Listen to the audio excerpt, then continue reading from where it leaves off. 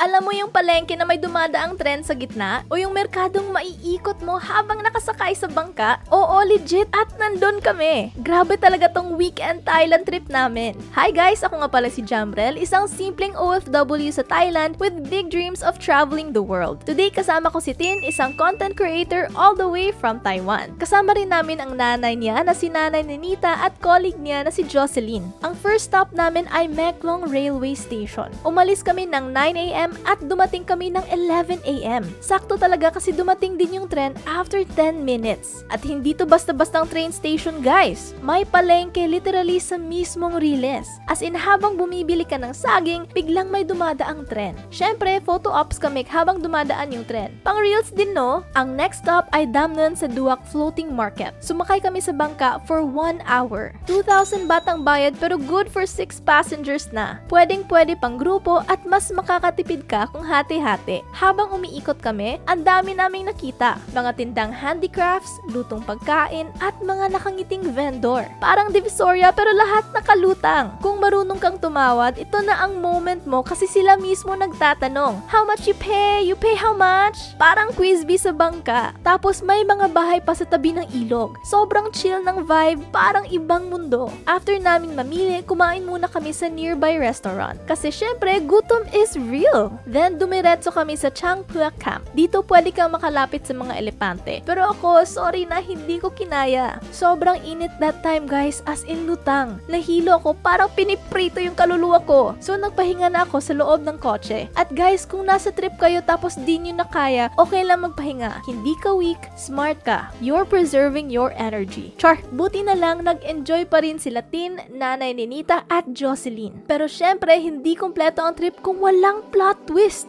Boom! Umulan ng palakas. As in, parang na-turn on na yung shower ng langit. So ayun, nagpanik kami ng konti. Tutuloy pa ba kami? Babaha ba? Aabot ba kami ng Bangkok? Abangan sa part 2!